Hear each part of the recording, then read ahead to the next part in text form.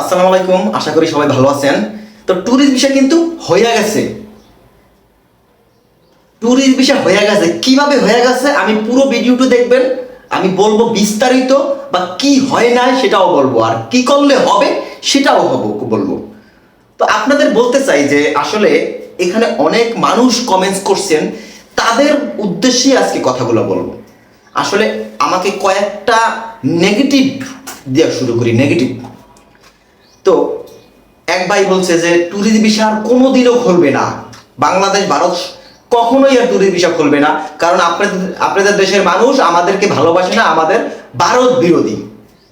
তো তার উদ্দেশ্যে আমি বলতে চাই, ভাই শুনেন, আপনি কোনো একদিন হঠাৎ কইরা শুনবেন কি জানেন, ট্যুরিস্ট ভিসা খুলে দিছে হঠাৎ। সেটা অচিরেই হইতে পারে, কারণ একটা দেশ কখনো চাবে না 750 কোটি রুপি প্রতি রোজ তাদের লস হইতেছে, এই দেশ কখনোই চাবে না। কিন্তু কেন এখন চাইতেছে জানেন? কারণ তার চেয়ে বড় স্বার্থ কিন্তু আছে লুকানো, সেটা আপনি জানেন না, আমি জানি না, কেউ জানে না। তোমরা আন্দাজ করতে পারি। কি আন্দাজ করতে পারি? বাংলাদেশের সাথে ইন্ডিয়ার বিশাল বিশাল ডিল হয়েছে, বড় বড় প্রজেক্টের ডিল হয়েছে। তো এইগুলা কিন্তু এখন আটকায় গেছে, কারণ পূর্ববর্তী যে সরকার আছে তারা কিন্তু কোনো প্রকার কোনো লিয়াজু না করে এগুলা করছে। যেমন আমি আপনাকে আগের দিনে কি ছিল, যে আমি আপনাকে চাল দিব, আপনি আমাকে ডাল দিবেন।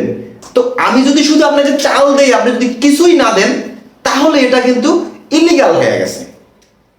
আমি যেটা মনে করতেছি, বা আমার যারা দর্শক, যারা যারা বিভিন্ন প্রেস মিডিয়ায় বলতেছে, বিভিন্ন দর্শক বলতেছে, এটাই বলতেছে যে তারা কোনো কোনো লিয়াজু ছাড়াই এটা করছে। কিন্তু এইগুলা যেহেতু আটকায় গেছে, সেহেতু ইন্ডিয়া এটা একটা অস্ত্র হিসাবে ব্যবহার করতেছে, যে আমরা এখন আর ভিসা দিব না, দেখি কি হয়। বুঝছেন? তো এইরকম অস্ত্র তো পৃথিবীর সব দেশে ব্যবহার করে, আমেরিকা ব্যবহার করে, আপনার ইউরোপ ব্যবহার করে, ব্রিটেন ব্যবহার করে, প্রতিটা রাষ্ট্রই ব্যবহার করে। তো সেই অস্ত্রটা তারাও ব্যবহার করলো, করতেই পারে, ঠিক না? তো আমার আপনার কি করণীয় সেটা বলে। আমার আপনার করণীয় কি জানেন? আমরা চুপ করে বসে থাকবো। আমরা যদি ভারত যাওয়ার উদ্দেশ্য থাকে, আমরা দৌড়ঝাঁপ কইরা কাউকে হেনস্থা করব না, কাউকে টাকা দিব না, কাউকে আমরা ওই যে দালালকে টাকা দিব না, কারণ এই মুহূর্তে ভিসা হবে না। আপনি কোনো একদিন দেখবেন কি জানেন, যে হঠাৎ ধরেন একটা নিউজ চ্যানেলে সাক্ষাৎকার দিল যে কালকে থেকে ট্যুরিস্ট ভিসা নেওয়া হবে সীমিত পরিসরে।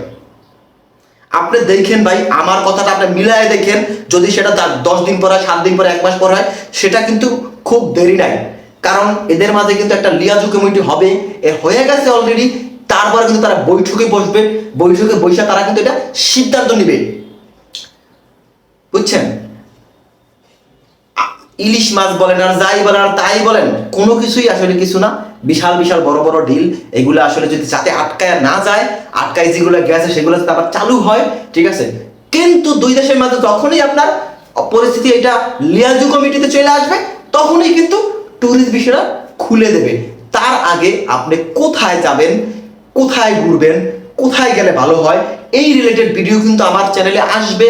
আমি সিকিম, মানালি, গ্যাংটক, দার্জিলিং, তারপর বিভিন্ন জায়গায় আমি ঘুরেছি, বিভিন্ন জায়গার ভিডিও আছে, এগুলা দিব।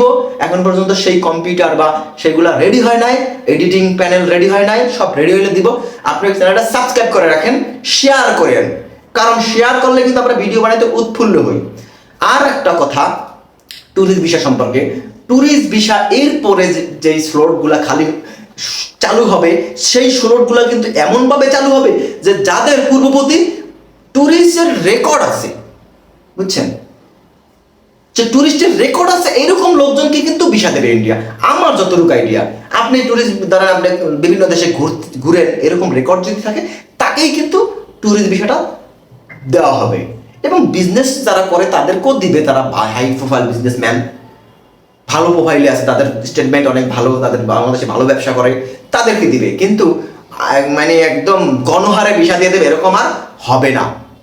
তো আমরা যারা ট্যুরিস্ট ভিসার জন্য খুবই উৎফুল্ল, খুবই লাফালাফি করতেছি, বা খুবই মানে দরকার, তাদের উদ্দেশ্যে বলতেছি, ভাই আপনি কোনো তাড়াহুড়া করেন না, কারণ তাড়াহুড়া করলে আপনার কোনো লাভ নাই, এনার্জি লস হইব।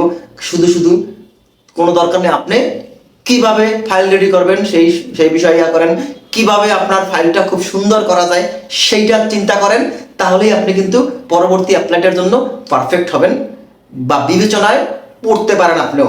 আজকের ভিডিও আসলে অনেক বেশি লম্বা করব না, আর আজকে একটা টিপস দেওয়া যাব, যারা এই মুহূর্তে মেডিকেল বিষয়ে যাবেন তারা কিন্তু কোনোভাবেই বাইরে কোনো কোনো বলতে গ্যাঞ্জাম বা কোনো ইস্যুর মধ্যে যাবেন না, কারণ এই মুহূর্তে কিন্তু ইন্ডিয়ার মধ্যে একটা বাংলাদেশ বিরোধী একটা মনোভাব তাদের জনগণের মধ্যে দেখা যাইতেছে।